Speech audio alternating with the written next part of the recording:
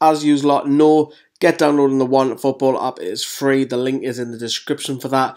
All the latest news, your transfers, your gossip, stats with Newcastle United. Every football fan needs it. Hi everyone, welcome to Newcastle Fans TV. I'm joined by a Manchester City fan. How are you doing, Stephen? You alright? Yeah, I'm good, mate. I'm good. Yourself? Could be better with the transfer window. I'm sure we'll touch upon that, mind, with the transfer window running down. Tell us about your channel, Esteemed Kompany. Essentially I just make Man City fan videos, really. Just talking about the game, in terms of match reactions, previews and all that kind of stuff. And I keep it kind of simple, really, but it's just a way to talk to fans and enjoy it in front of the camera, usually in this kind of angle, and just getting on with it. And I do some vlogs at games every now and then. I personally don't do fan cams. I've done that 4 years ago with a channel called Blue Me Rising, which is a Man City fan channel. And I'd just rather have the time now, personally, to go and watch the game afterwards. But I just talk about Man City. I try and be rational, reasonable, and I can't really complain too much these days, to be honest, because things are really good for us, and it's nice. So yeah, essentially just a Man City fan talking about football. I'm going to try and be positive. Right. Just hearing them words just makes me go all the way doing. So do head over. I'm popping on Stephen's channel as well. Now, Stephen, since the turn of the year, I've looked at a stat where you have scored 30 goals in 7 games. That is phenomenal. That is crazy. We've scored 25 all season. Yeah, it's been crazy. I mean, obviously that's been hugely kind of massaged by the two, like the 9-0 and the 7-0, which is a bit mad. But like I went to those games back to back, and I'd never seen anything quite like it. It was weird. I tell you what, watching a 9-0 is a strange thing to happen, because that's the biggest thing I've ever seen in football in my lifetime by a long way. And it's a weird atmosphere, because eventually it becomes a bit like a training game. It's really surreal, because it's like, wait, and another, and it gets a little bit strange. But yeah, in general, we've kind of found our groove. We had for our standards, we had a difficult December. We lost like 3 out of 4 games at one point, and that's obviously what put us back against Liverpool.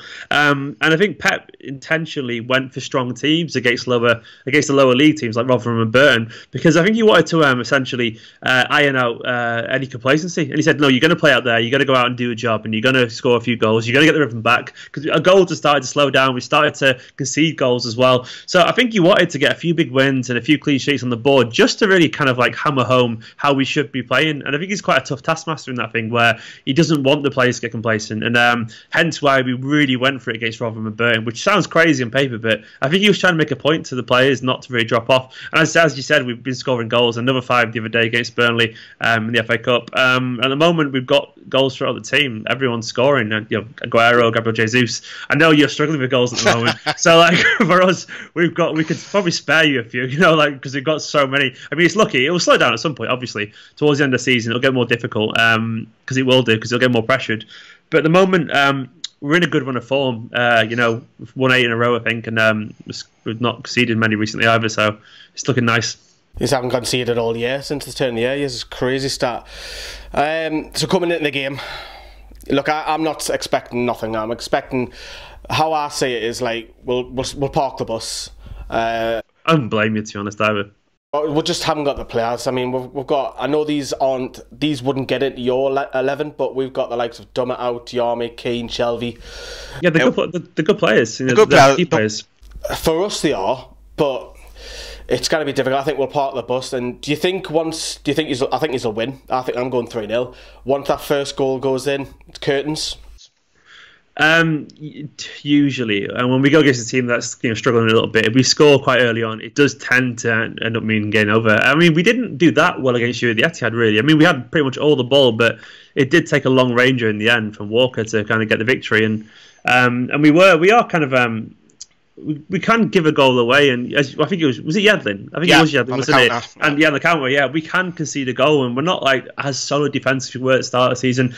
And I always fancy, like, City fans have got a thing in terms of like a sweepstake of who's going to score a worldie today against us, because we seem to concede some like phenomenal goals. Like you think of Andros Townsend's only a few weeks ago, and it just happens all the time to us.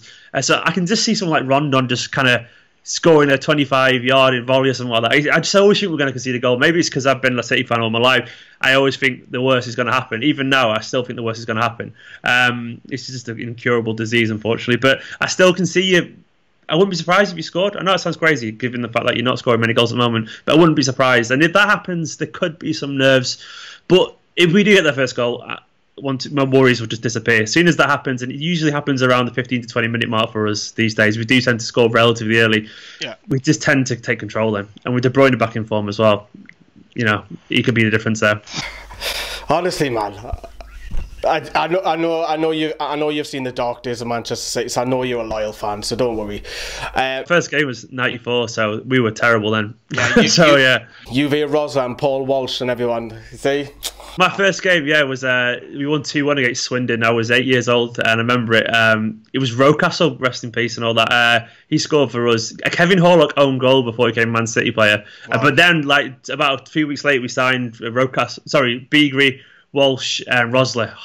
Fell in love. Those three. And well, Brian Horton played attacking football as well. He actually played attacking football. So I used to love Brian Horton as a kid, and I think he was underrated.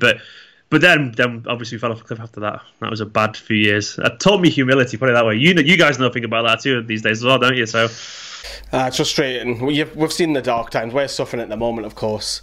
Now, I was speaking to Chris from the Red Men, and his priority is winning the league. They don't care much about the cups. I think they would probably accept a Champions League exit and win the league. Yeah, I don't blame them. Do you think it's going to go right to the wire? Yeah, I mean, I kind of still feel like it's obviously not technically in City's hands, but I do feel Liverpool are a really emotional club, aren't they? In terms of they're built on exuberance and passion and fire, and the fans are emotional people as well, and they probably admit that. It's the greatest strength and also the biggest weakness, because I think in general it kind of lifts them to do things, but at the same time that emotion can crack them potentially. So the way I see it is that City, even though it's not technically in our own hands, I still feel like it can be if we keep up the pressure. And I don't think it's just winning. If City keep winning, but winning well, at some point they're gonna feel it. They're gonna start to feel it. And the performances as of late haven't been that great either for Liverpool.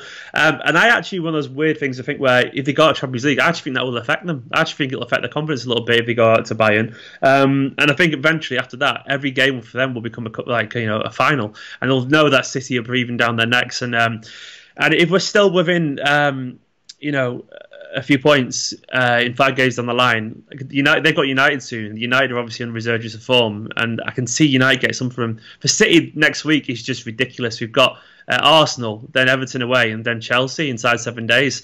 So that if we get through that and we win those 3, I'd put a lot of money on City win the league after that, because I think Liverpool will drop some points somewhere. But I want to win the cups as well. I like the cups. I'd love to win a cup. It's been 50 years.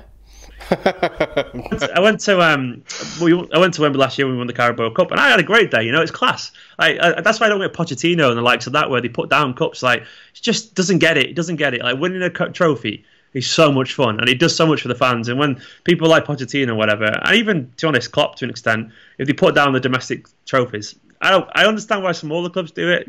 Like really smaller ones at the weekend. I can understand if you've got bigger battles to fight in terms of Premier League safety, and Burnley did it as well. They arrested a few people. But if you're like Spurs and you've not won any for God knows how long, why not go for it? And I think Liverpool as well, they could do a lot worse than win the FA Cup, and it would give them a boost, but they're out of it now. So I don't know. I think cups are good fun. I mean, obviously Sinners win the league, so I can't complain. But yeah. You know what a Manchester United fan feels right now? It's either going to be Man City or it's going to be Liverpool. They can't win, can they? They could have the game that actually essentially, if certain games are rearranged, they could be playing City, I think, us really late towards the end of the season, which could essentially decide the title. They want us to win it instead of Liverpool. I think everyone wants us to win it instead of Liverpool. Most people do anyway. But yeah, that'll be Sodom really. Like all the years we've used for them. So I don't care about them, to be honest. They can't win because the one of their rivals is going to win it anyway. Finally, before I let you go, is Newcastle. Now, obviously, you're not in this goldfish, as everyone calls it, the goldfish bowl. It's very negative. You would have seen the clip I sent you as well. What is your general thoughts for looking from the outside looking in? No, you can't miss it. You know, obviously, and you know how it is in general. You tend to watch when you do fan stuff. You tend to just obsess over your own team. Like I tend to really just watch City because I did making some videos. I don't have time to watch on football, but I'm aware of what's going on in Newcastle. Look, it's impossible not to as a Premier League and as a football fan.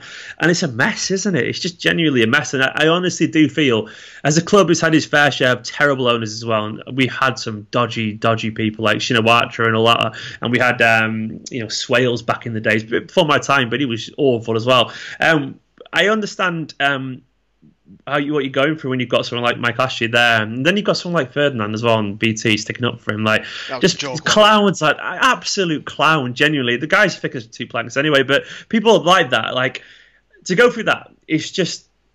You genuinely deserve better, like genuinely as a fan base, as a club, than someone like Mike Ashley who doesn't give a shit. We all know he doesn't give a shit largely. I can't imagine how frustrating it is when he doesn't want to be there, you don't want him there, and it can't be an amicable situation. Because I maintain always the Premier League is better for Newcastle being around. It just is. It's as a matter of fact, and they should be there, and they should be better than languishing in 17th. And Rafa Benitez, a manager with his credibility and his status in the game, should be better than having to scrap around and getting shitty little pundits like Richard Keys making digs about, he could buy some players himself, people like or whatever, it's just stuff like that. Like it's just, he deserves better, and the club deserve better than that kind of other cronies coming out in support of like someone that ringing. Ashley, do you think Rafael go?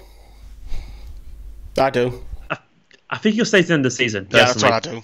Yeah, I think he'll keep you up as well. I think he will. I wouldn't blame him if he goes, because if anything, I don't think he's done his reputation any harm at all. I think he'll be able to find a job somewhere else if he wants to, because everyone, I think largely everyone likes Benitez, and rightfully so. He's a good bloke. He's done a good job. I wouldn't blame him at all for wanting to get off there, because his hands are so tied, aren't they? Like in terms of the situation, it's just so many misleading things that come out of Newcastle at the moment, and I can't imagine what it's like having to put up with it, because I only get the snippets online, and that seems tedious enough as it is. It's just stressful, it really is. Right, and we'll wrap up then. What's scoreline before I let you go? I think we're going to win by 3 or 4. I think we will. Yeah, I think De Bruyne's levels are back up to where they'll be. He'll play. We rested David Silva the other day as well, and he'll play. And then Aguero will probably come back in. And it's just going to be a really strong team. And everyone's back now. Mendy's even fit, so he'll probably be on the bench as well. So essentially, other than Kompany, everyone's fit. So it's going to be a really strong team. Yeah, I think he'll win 3-0 as well.